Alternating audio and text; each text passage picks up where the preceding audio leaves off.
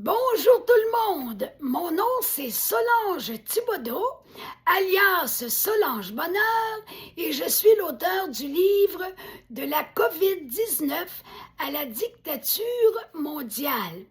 Hier soir, je vous laissais en vous disant ceci. Les autorités sanitaires décident donc que la réalité doit correspondre à ces fausses prédictions mathématiques. On parlait des prédictions de M. Ferguson. Je continue donc. Je suis dans le bas de la page 144. Comme nous venons de démontrer le ridicule de ce procédé, vous comprendrez très bien que la folie collective commence précisément à ce moment-là. Le délire face à la réalité est préétabli. On l'organise, le délire, on organise la folie. C'est quand même assez spécial, merci. Dès lors, on impose l'idée de l'infaillibilité de chiffres arbitraires qui résultent de l'utilisation d'un modèle mathématique. Au lieu de présenter les statistiques, dis-je, obtenues par un travail scientifique, une théorie s'impose, un travail qui part des faits et qui les mesure. À ce sujet, voici une vidéo d'un véritable statisticien. Ça, c'est moi qui vous ai mis une vidéo à ce sujet-là. Ça ne fait pas partie du tribunal de l'opinion publique. Il s'agit de Pierre Chaillot, qui est statisticien. Il révèle les chiffres officiels relatifs à la crise COVID tirés de différentes institutions étatiques de la France. Extrait, trait d'union RQ, plus lien paru, entre parenthèses, le 19 juin 2023, Pierre Chaillot, trait d'union 2, les chiffres officiels. C'était placé sur Rumble. Présentement, il existe une vision scientiste majeure avec des conséquences tragiques pour l'humanité. Il importe donc de comprendre pourquoi le totalitarisme fonctionne sur les populations. Il réussit sur elles parce que dans cette idéologie politique totalement dictatoriale, une promesse est faite, une promesse qui ne sera pas tenue. Le totalitarisme assure aux populations qu'il prendra l'entière responsabilité de leur souffrance existentielle. Ça peut être bien tentant parce qu'on se sentirait porté comme un enfant dont les parents s'occupent. Mais ça a un prix, c'est qu'on perd notre liberté, on perd notre autonomie. Est-ce qu'on a le goût de ça? Pas moi, en tout cas. C'est pour ça que j'ai écrit ce livre-là aussi, pour ne pas perdre mon autonomie et ma liberté. Bon, le totalitarisme, je reprends la phrase, assure aux populations qu'il prendra l'entière responsabilité de leur souffrance existentielle et que, ultimement, le paradis perdu leur reviendra. Et on a vu dans les autres épisodes que c'était une totale illusion de rêver de retrouver le paradis perdu. Vidéo CSI, qui est Conseil scientifique indépendant en France, psychopathologie du totalitarisme. C'était placé sur Crowdbunker le 10 février 2022. Dans les pays occidentaux, cette promesse est mise de l'avant dès le début de cette pseudo-pandémie par des affirmations du genre On s'occupe de vous complètement. Restez chez vous. On vous paye pour vous enfermer dans votre demeure. Ne passez plus. On réfléchit à votre place. Oh, les beaux petits-enfants. Les petits-enfants qui laissent papa, maman réfléchir à tout et décider de tout. Mais je sais pas vous, là, mais moi, je suis une petite fille. Faites-vous vacciner, tout simplement. À partir de là, tout redeviendra comme avant. Laisse-toi piquer, maman te le demande, papa aussi. Fais ce qu'on te dit, puis on va te donner un beau petit suçon. Vous vous en souvenez, j'en ai déjà parlé dans un autre épisode. Du point de vue de la psychologie, les gens problématiques qui initient le harcèlement démontrent leur perversité.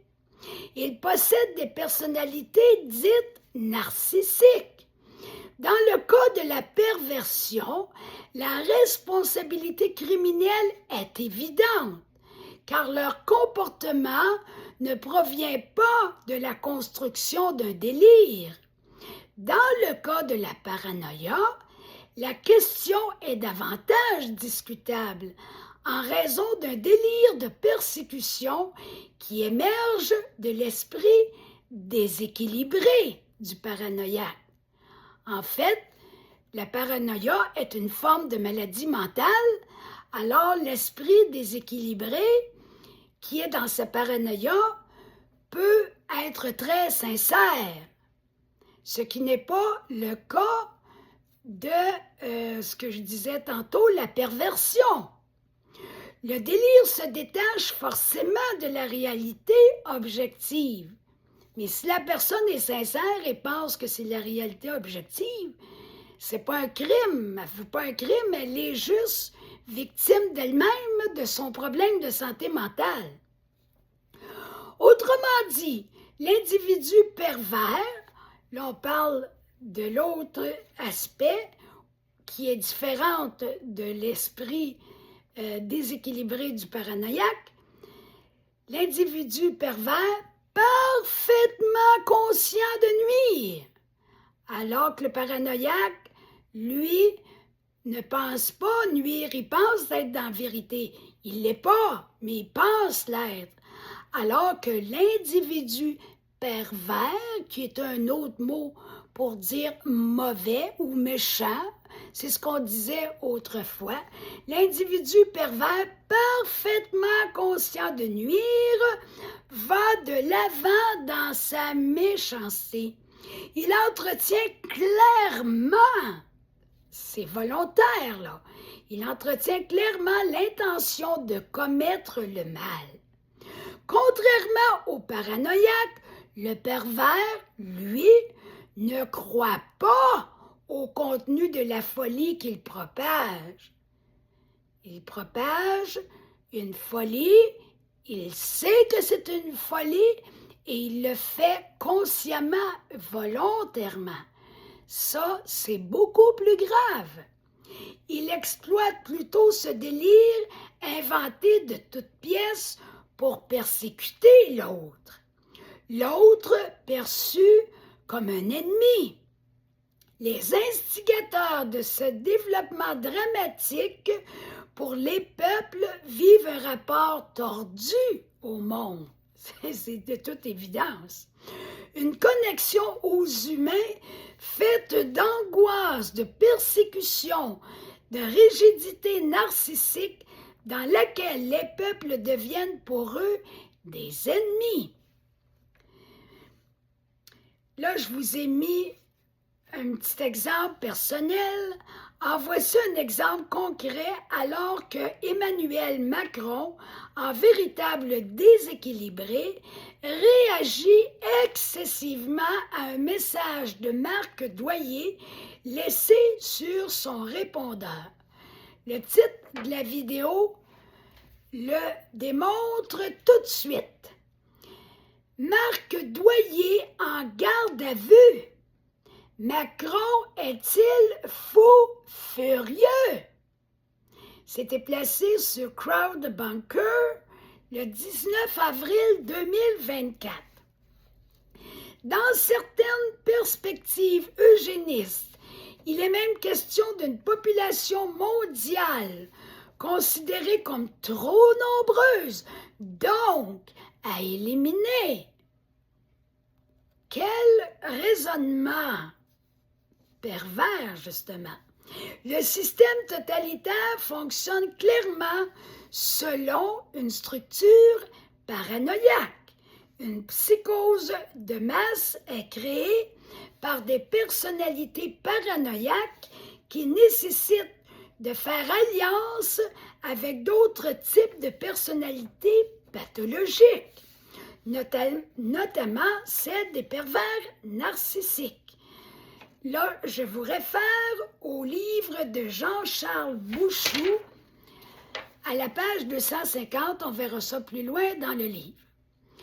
L'instrumentalisation cynique, perverse est le fait de personnes qui n'adhèrent même pas à leur propre discours de persécution.